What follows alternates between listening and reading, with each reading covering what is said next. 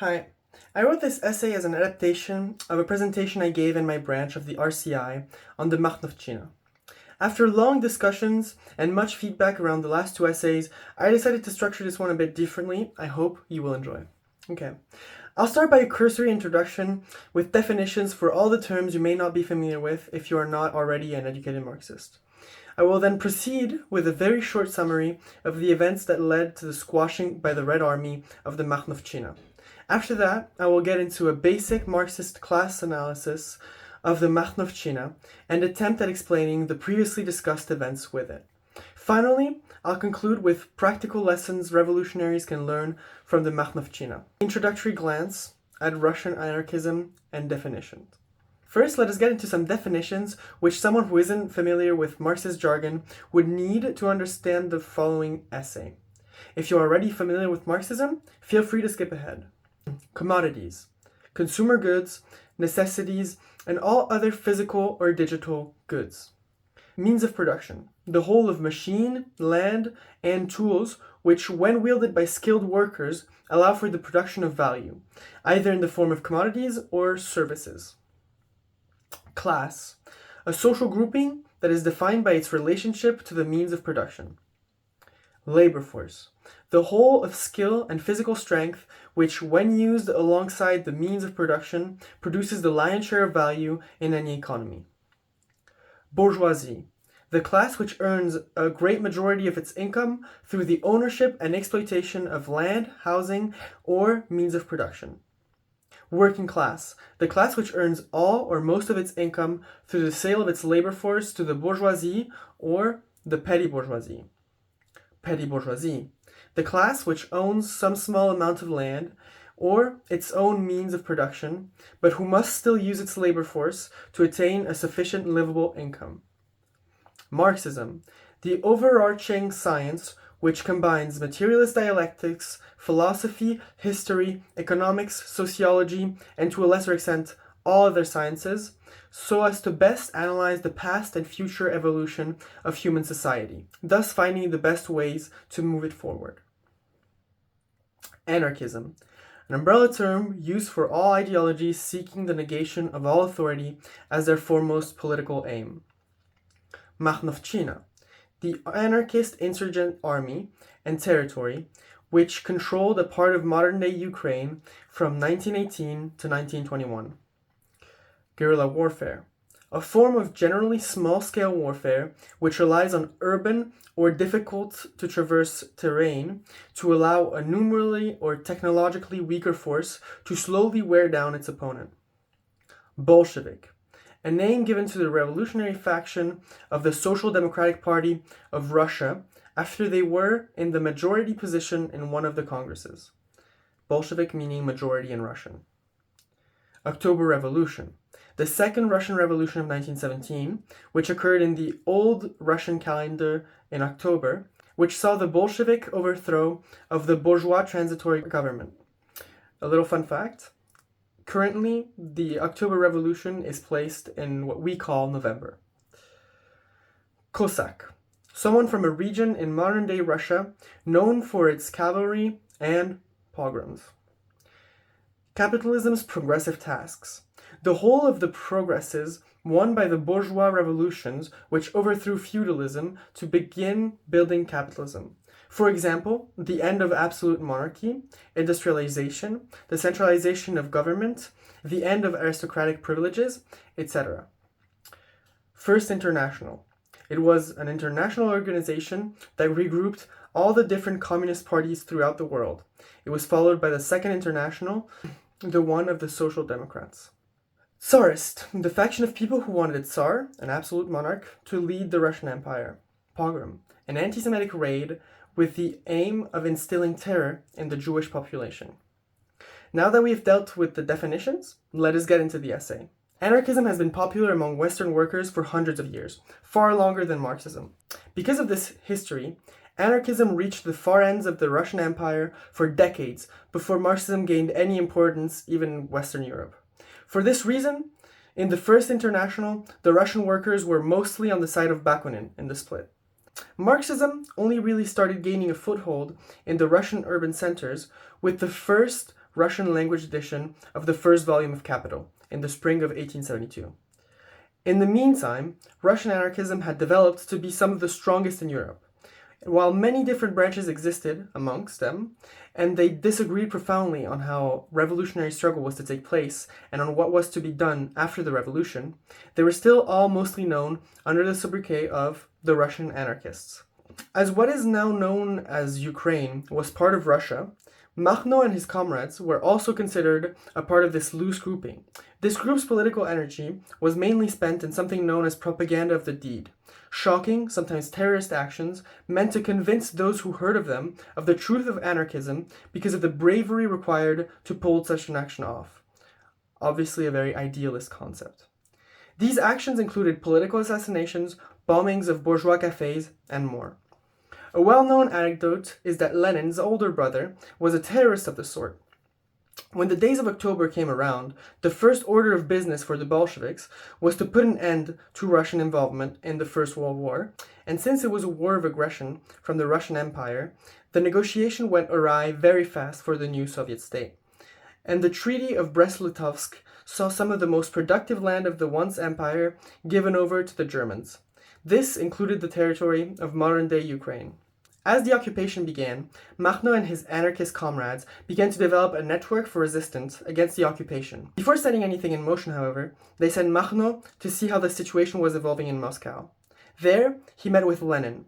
After a short but revealing conversation where both agreed they could work together, he was issued a fake passport to return to Ukraine.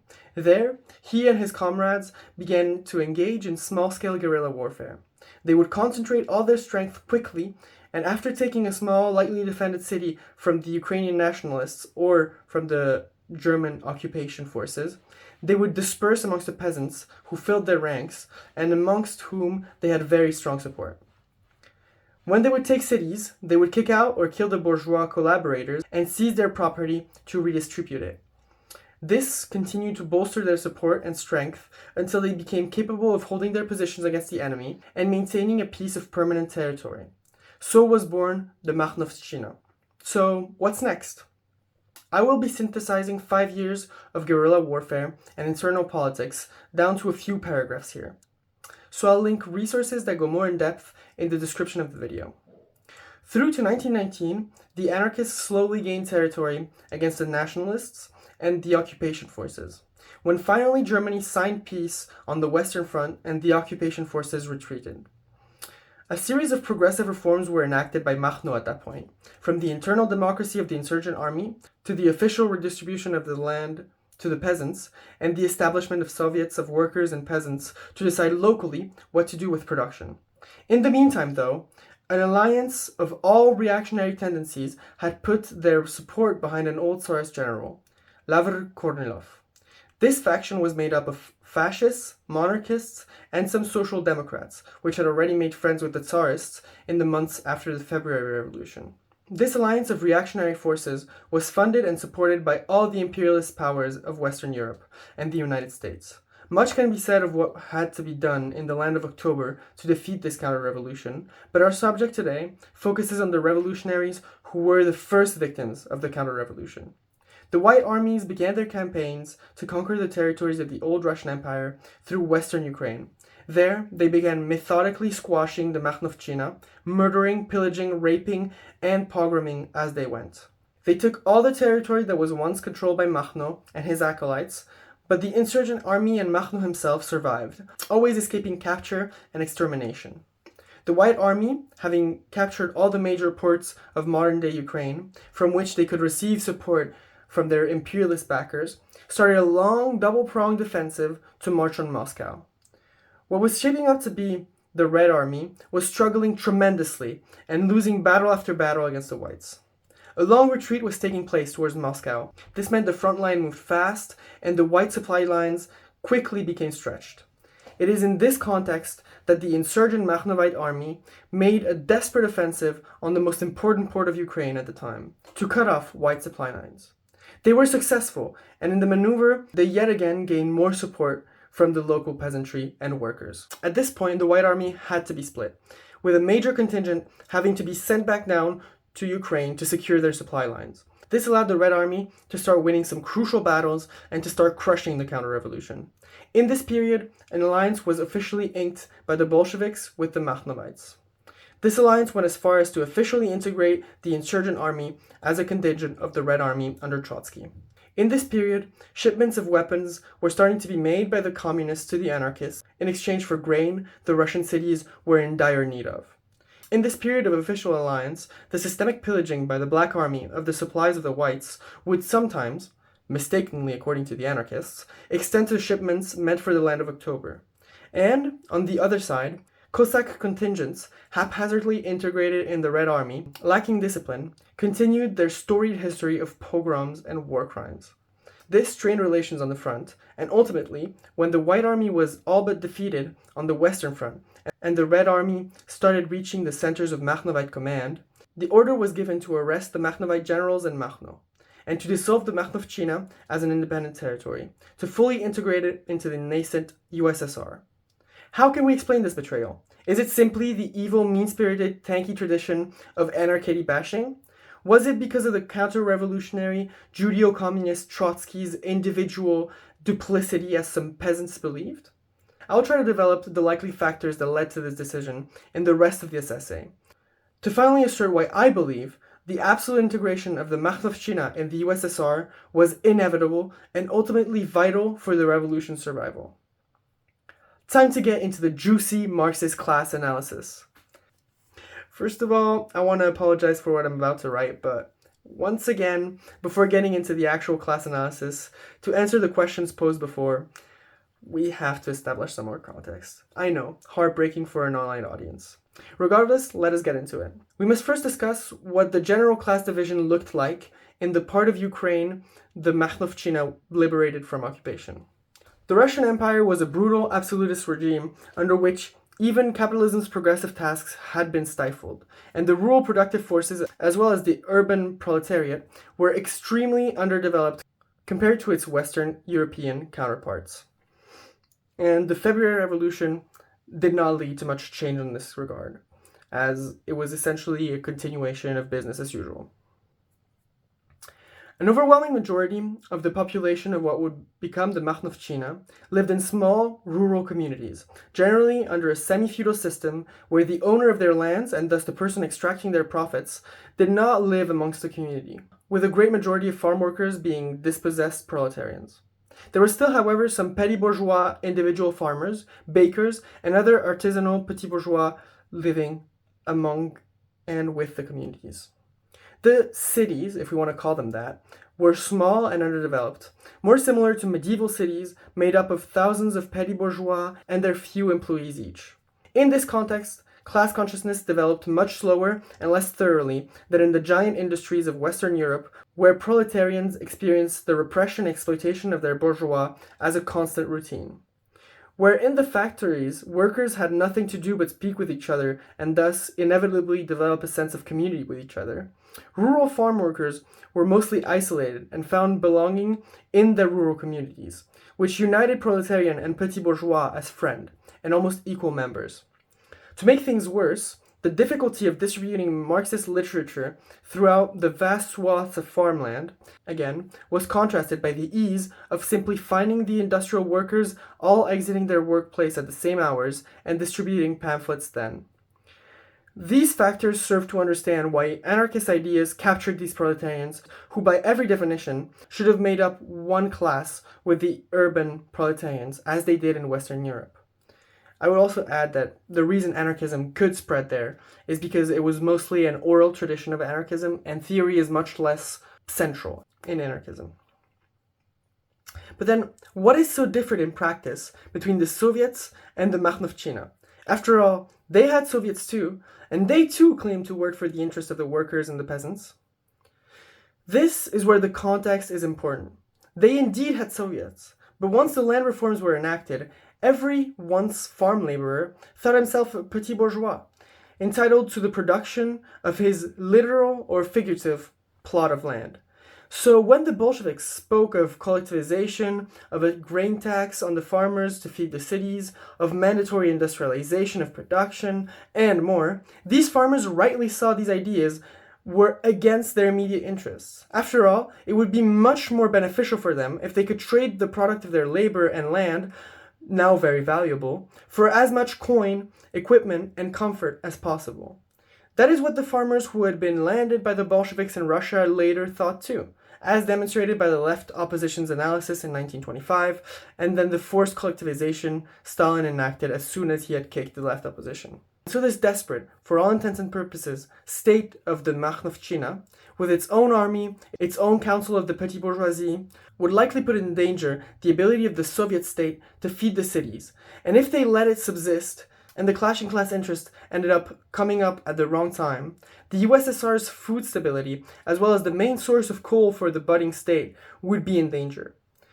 This class analysis is probably what took place behind closed doors, at the Kremlin, or at the front. Reading Trotsky and the Revolution Betrayed confirmed this for me, because his class analysis of the interest of the peasantry in that book demonstrate what I described here in great detail. And knowing he was the leader of the Red Army at this time, it's no surprise this decision was made. I will end this part by saying that while this is specific to the Makhnovtchina's class composition, the same analysis can be made of all anarchist and communist movements to determine whether they are genuine proletarian revolutionary movements, or petty-bourgeois attempts at progressive revolution, or even cynical uses of the name of communism and anarchism for bourgeois interests. What lessons in all of this?